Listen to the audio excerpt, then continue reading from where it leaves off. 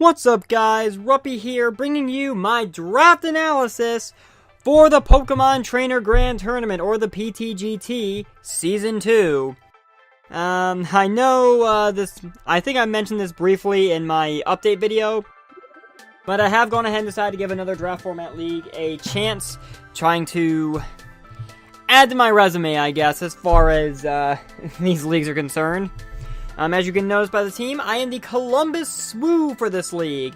And if you guys are familiar with Major League Soccer, it's a play on the Columbus Crew, or the Columbus Crew SC as they're now known. I did not want to include the SC, that sounded weird to me for the Columbus Swoo. But, before we get into this, I do want to confirm something that I think I brought up briefly in my update video.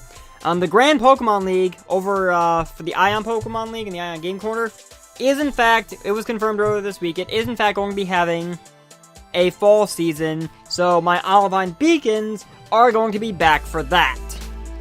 But that will be discussed when we get to that point. Now, the PTGT is in its second season. Its first season was won by the guy who actually recruited me from the league out of A-Drive's Discord, in fact. Frostfire and his Irvine Infernates. And we'll be crossing paths with them at some point down the road. The league basically operates under the UCL rules, which means you get 3 draft picks for every tier for a 12-mon team. Obviously, one of your mons is a Mega, whichever tier you want to draft it in. And other than that, for battle rules, I mean, there's a couple of set rules. I mean, it doesn't... This is going to be my first time doing a league without the item clause. Well, there is sort of an item clause. You can't hold 2... You can't have Pokemon... Yeah. Can I talk today? Sorry, work kind of messed me up today. You can have up to 2 Pokemon holding the same item. Beyond that, anymore, and you have to forfeit the game. I will be doing team prep videos for these, as well as recording the actual battles. Most of the battles are going to be done on Showdown. Though, to any of my fellow coaches who are watching this, I am throwing out the option. As you can probably tell from looking at the rest of my content on this channel, I do have a 3DS capture card, so if any of you would prefer to play me in a Wi-Fi battle as opposed to Showdown, I would certainly not be opposed. Though, if Showdown's the norm, I will play on Showdown as well. I have no problems with that either. So, let's get into my team a bit, shall we? My beloved Columbus Swoo. So, we are going to start things off with my first round draft pick from the OU tier. And there were a couple options I had, because I was kind of the middle of the picking order, going both ways. I had a couple options I had at my disposal, but there was only one that really, well, there were 2 that stuck out to me. And I debated for a long time which one I wanted to grab, but I have to go with the devil I know, rather than the devil I don't exactly know yet as far as Draft League format goes, and that is Victini. Yep, my first round draft pick from the GPL is coming back and serving as team captain for my Columbus Swoo as well here in the PTGT. And what more do I need to say about Victini? It is versatile.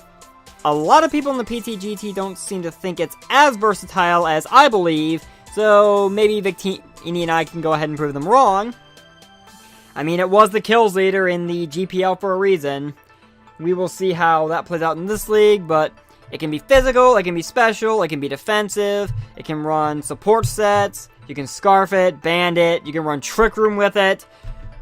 What more needs to be said about Victini? This thing is a jack of all trades, master of none, which actually suits me just fine because I've got a couple of other mons that I drafted that can help fill the role of masters perfectly fine. At least, I like to think so. So with Victini picked, we moved into the second round. When we got back to me, part of me heavily considered taking Mew, because it was actually still on the board at this point, surprisingly. And I thought about it for a while, because having the 2 most versatile mons, or 2 of the most versatile mons in the Draft League format, and 2 of the mons with the all base 100 stats, it was a very tempting offer, I'm not gonna lie.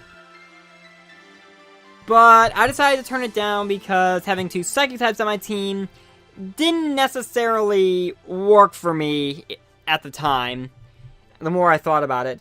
So instead, I decided to get something a little different. Something that actually meshes well with Victini.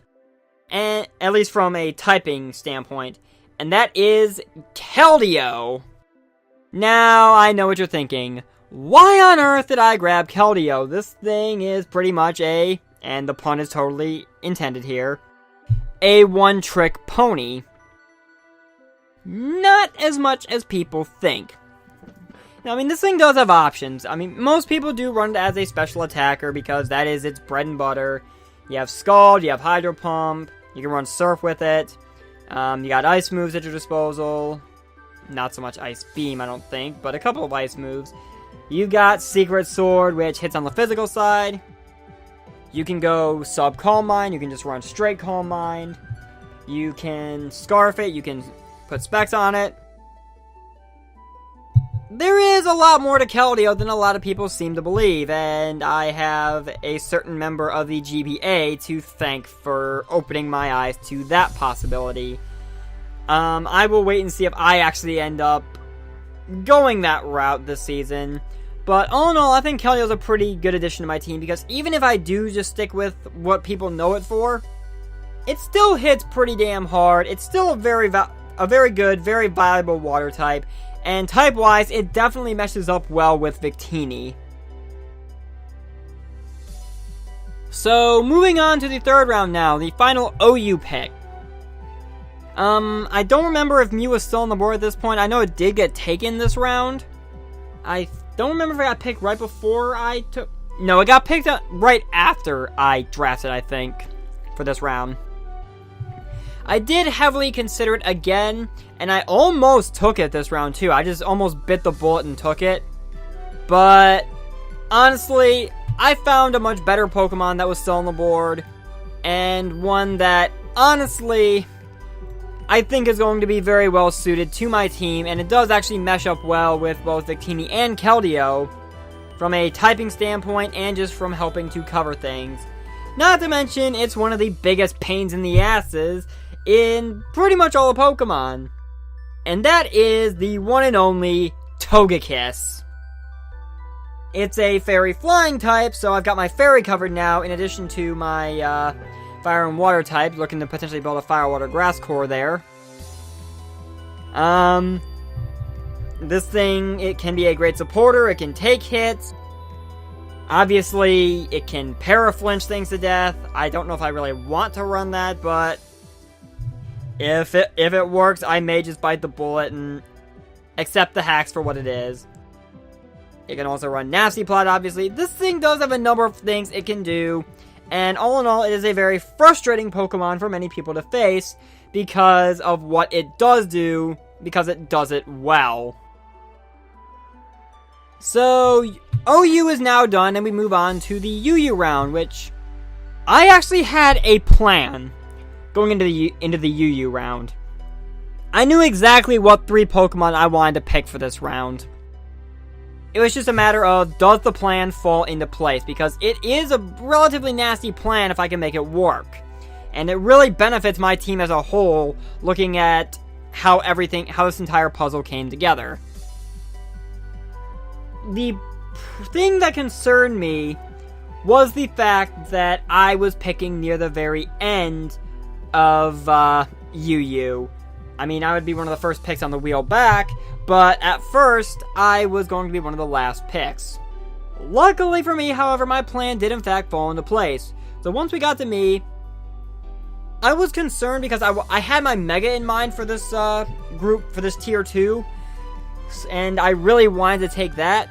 But there was, I think, at least 1 or 2 other people who hadn't picked a Mega yet, so I was kind of concerned there. But once we got to the point where I could make my first UU pick, we were past the people who hadn't picked a Mega yet, so I felt safe in getting another Mon first before picking my Mega, which turned out to be a good move because if I would have waited till my second UU pick, the guy after me would have actually taken this.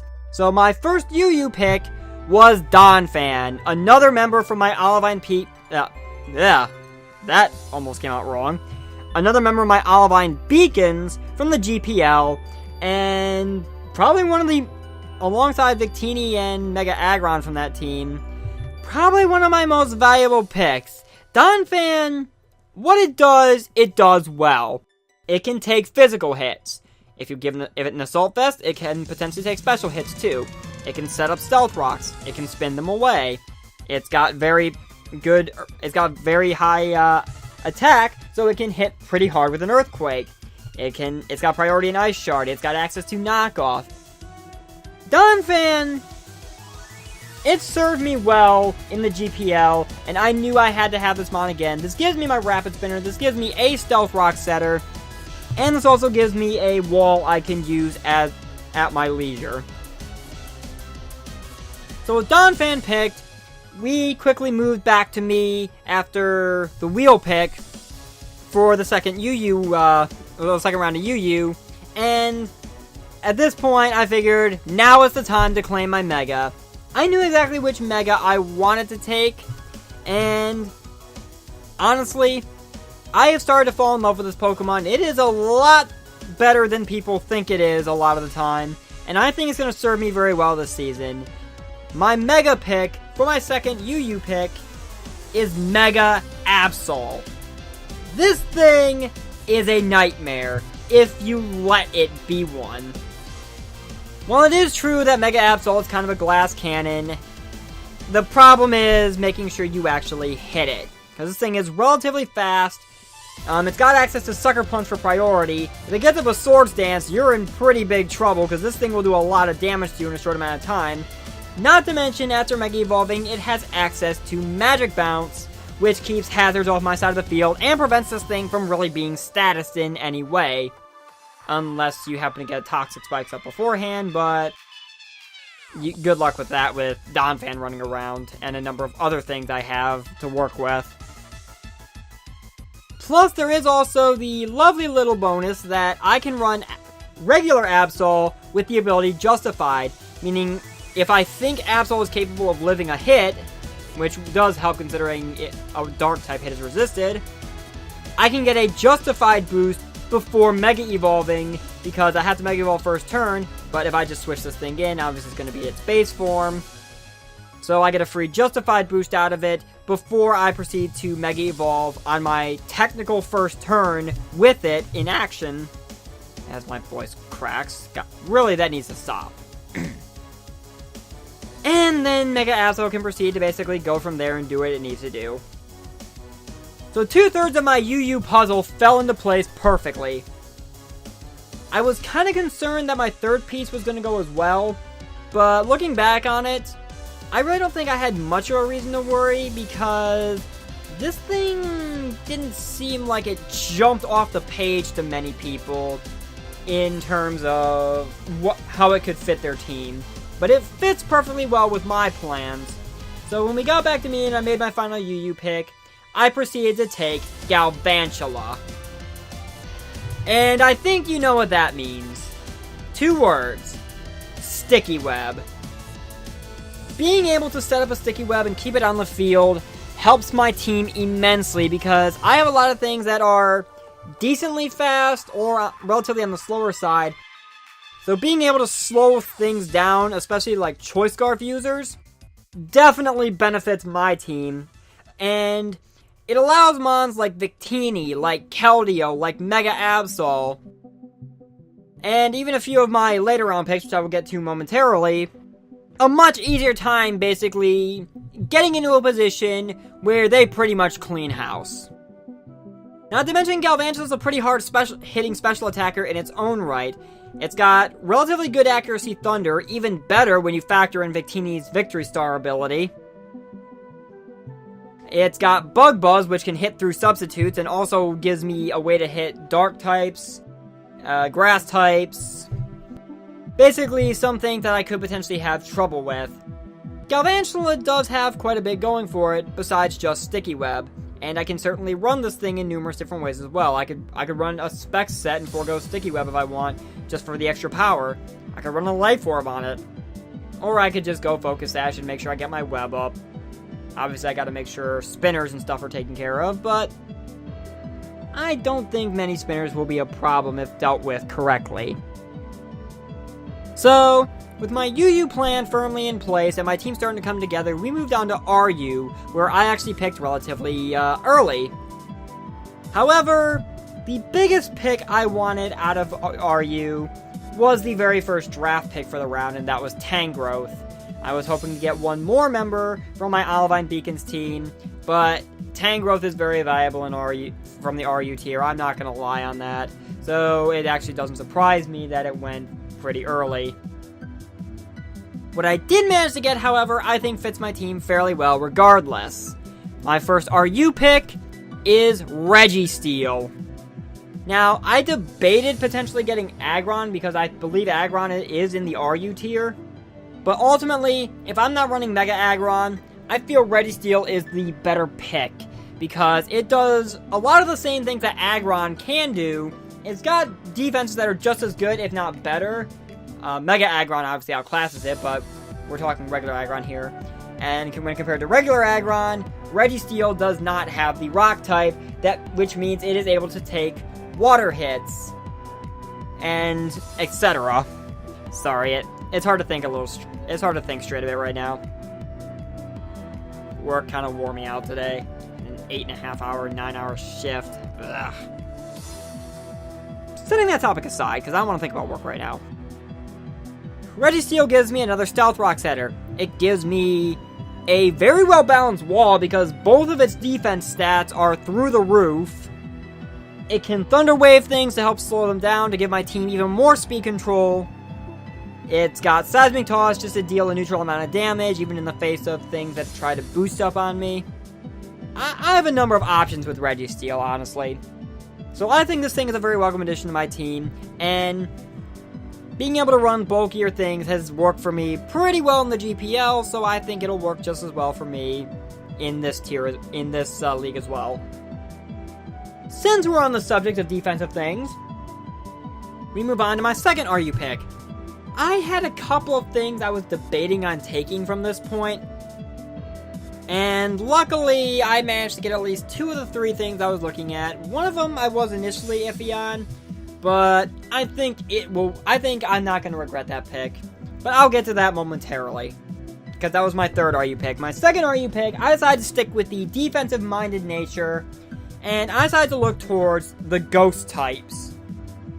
Because a spin blocker works, a defensive ghost definitely helps, being able to have a response to a number of things, especially having access to things like Will-O-Wisp.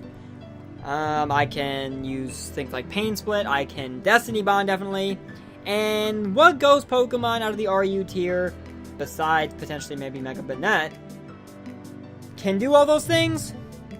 Oh, just a lovely little fellow by the name of Cofagrigus. Cofagrigus has some pretty good defenses, I'm not gonna lie. It can take hits, and I saw this firsthand in the GPL in the very first week actually, that this thing is a lot bulkier than I ever thought it was.